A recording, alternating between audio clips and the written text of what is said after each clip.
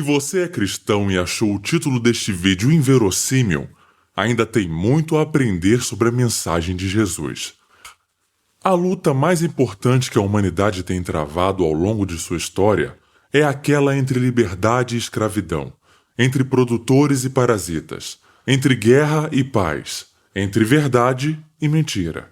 Nessa luta, aquilo em que escolhemos acreditar e aceitar como verdade é essencial. Em última instância, são nossas crenças sobre o mundo que determinam nossas ações. Se acreditarmos em falsos ídolos como os políticos, então continuaremos a cometer os mesmos erros de sempre. Essa luta continuará sendo travada indefinidamente. Para que consigamos vencê-la, os ensinamentos de Jesus são fundamentais. Eles são muito mais radicais do que somos levados a acreditar, pois desafiam o status quo. Se de fato compreendidos, suas consequências seriam dramáticas. Os estados cairiam como peças de um dominó. Todos os estados repousam no consentimento dos governados. Esse consentimento não precisa ser na forma de apoio ativo. Resignação basta. Estados existem porque a maioria das pessoas, de uma forma ou de outra, os consideram inevitáveis. Elas acreditam na mentira de que, mesmo que estados sejam um mal, são um mal necessário. Se isso é verdade, toda a mensagem de Jesus é uma falácia, mas felizmente isso não é verdade. Há uma alternativa: a liberdade. Procuraremos lhe mostrar nesta série de vídeos que Jesus nos fez um apelo para sermos livres e que a liberdade e a mensagem de Cristo são incompatíveis com o conceito de Estado. Para compreender isso, precisamos voltar no tempo e entender como era o mundo na época em que Jesus Cristo nasceu. Há pouco mais de 2000 anos, o mundo não era tão diferente daquele de hoje. Roma era a nova ordem mundial daquela época. Júlio César havia cruzado o Rubicão algumas décadas antes e Augusto César era ditador por quase 25 anos. Assim como as democracias modernas, Roma havia se tornado um decadente estado de bem-estar social, cujas legiões arrancavam impostos dos cidadãos em troca de supostos benefícios sociais, quer eles quisessem, quer não. Assim como as moedas fiduciárias de hoje são desvalorizadas dia após dia pelos bancos centrais, a moeda romana era depreciada pelo próprio governo, que a diluía com metais sem valor. Tal como hoje, a sociedade romana havia se tornado autoindulgente, apática e obediente à vontade dos ditadores, considerados benfeitores do povo. Roma não conquistou Israel, mas foi convidada a administrá-lo para resolver uma disputa entre dois irmãos que eram da dinastia Asmoneana, sobre quem seria o rei. Esse convite foi feito no ano 63 a.C., pelos fariseus, que demandavam a abolição do reinado asmoneano e a restauração do antigo sacerdócio. Roma atendeu o pedido.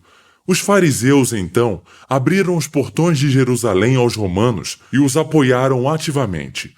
Roma era a grande força militar daquele período, e ao apelar para ela, Israel caiu no jugo da Pax Romana. Em troca da prevenção de uma iminente guerra civil e da manutenção da paz, Israel teve de obedecer às ordens romanas e pagar impostos cada vez maiores. Com a cumplicidade e o apoio dos fariseus, o controle romano era implacável e se dava com mão de ferro. Sob esse domínio dos romanos e a influência dos fariseus, Israel se tornou um grande estado de bem-estar social. Os judeus esperavam que o governo tomasse conta deles, assim como nos tempos de dominação egípcia e babilônica. Tal como hoje, as pessoas desejavam aquilo que seus vizinhos possuíam e veneravam supostos benfeitores, esperando que estes satisfazessem seus desejos dentro do sistema do Corban. Oferendas voluntárias aos mais necessitados, bem como sacerdotes caridosos, eram coisas do passado. Assim como no Estado democrático de direito que temos hoje, o incentivo era para que as pessoas se tornassem a pior versão delas mesmas. A preferência temporal era alta, o direito à propriedade privada era constantemente violado. O Estado crescia dia após dia.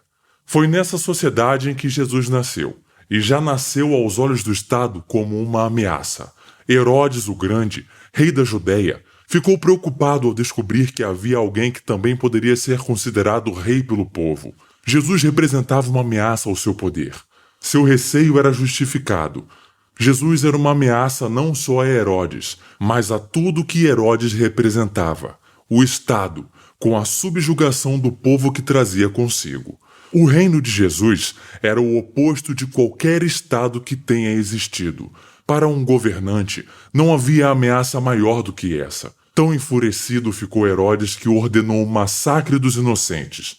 Não fosse pelo ato intencional de desobediência de José e Maria fugindo para o Egito, a história teria acabado ali. Mas a história não acabou. E algumas décadas depois, ele pôde espalhar sua mensagem. Jesus disse que deveríamos tratar os outros como gostaríamos de ser tratados. Ou, nas palavras dele, abre aspas, assim em tudo, façam aos outros o que vocês querem que eles lhes façam, pois esta é a lei e os profetas. Fecha aspas. Esse princípio é conhecido como a regra áurea. Só isso já basta para demonstrar que a mensagem de Jesus é necessariamente anarquista, no sentido de que não devemos nos submeter a nenhum governo coercitivo terreno. E não só isso, mas também anarcocapitalista, libertária, que defende a ética da propriedade privada e o livre mercado. Como estados, por definição, são coercitivos, é impossível que sigam essa regra áurea. Um Estado detém o monopólio da agressão em uma determinada área. Assim, um Estado permite que seus agentes agridam os que estão sob seu jugo, mas não permite que estes se defendam das agressões perpetradas por seus agentes. Daí podemos concluir que um Estado não tem como seguir a regra áurea. Todos os Estados devem necessariamente violar o principal mandamento de Jesus para simplesmente existirem. Enquanto a regra áurea pode ser chamada de um princípio cristão, a regra sobre a qual todos os Estados são fundados pode ser apropriadamente chamada de o princípio satânico. Faça aos outros aquilo que não quer que os outros lhes façam. É por essa razão que qualquer um que diga seguir os ensinamentos de Jesus deve necessariamente defender a abolição imediata de todos os estados, onde quer que eles existam. O reinado de Cristo, quando estabelecido na Terra, é fundamentalmente oposto a qualquer governo coercitivo que tenha existido, que exista ou que venha a existir. A ética da propriedade privada é a única que, do ponto de vista lógico, é consistente com a regra áurea, já que ela é válida para qualquer pessoa, em qualquer lugar e a qualquer momento. A crítica que alguns fazem à regra áurea, de que os gostos podem ser diferentes e que, portanto, ela é perigosa em mãos erradas, não faz sentido se entendermos que ela diz respeito à ética da propriedade privada. A prova rigorosa disso é que todos, por definição, se opõem às agressões direcionadas àquilo que consideram como sua propriedade. Se não fosse o caso, então, por definição, tal ação não seria uma agressão, mas sim um ato voluntário. A conclusão inescapável disso é que apenas libertários anarcocapitalistas podem ser coerentes com esse que é o principal mandamento de Cristo. Sendo assim, alguém que siga a regra áurea deve necessariamente respeitar a propriedade privada, incluindo aí o corpo físico, dos demais. Não há outra conclusão lógica que não essa. A regra áurea é perfeitamente compatível com o princípio da não agressão, segundo o qual não devemos iniciar ou ameaçar iniciar o uso de violência contra alguém. Logo, se Jesus falou seriamente sobre a regra áurea, e certamente ele o fez, então isso implica necessariamente que ele era um libertário. Quando Jesus diz que esta é a lei e os profetas, ele está dizendo que, em última instância, tudo se resume à regra áurea.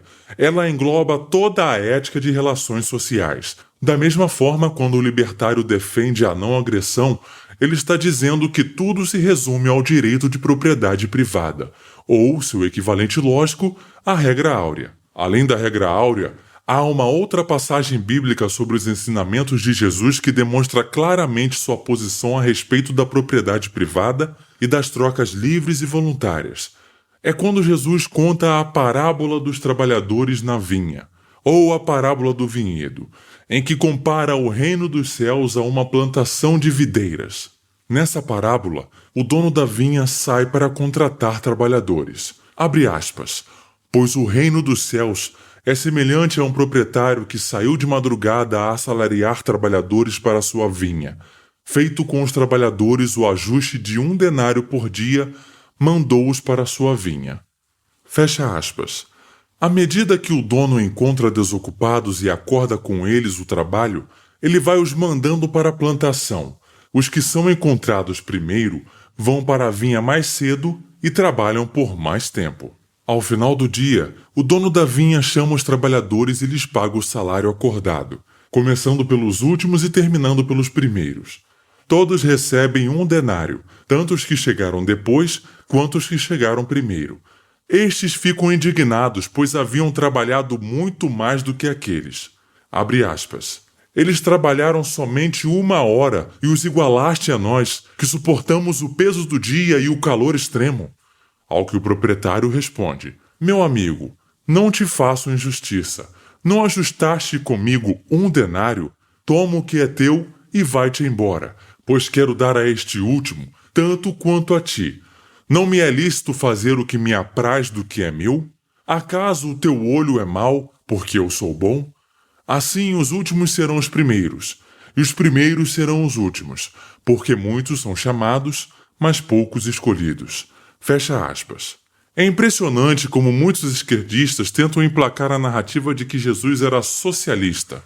Qualquer um minimamente familiar com a mentalidade esquerdista sabe que a resposta socialista típica perante um caso como esse seria acusar o dono da vinha de exploração e defender que ele fosse punido exemplarmente.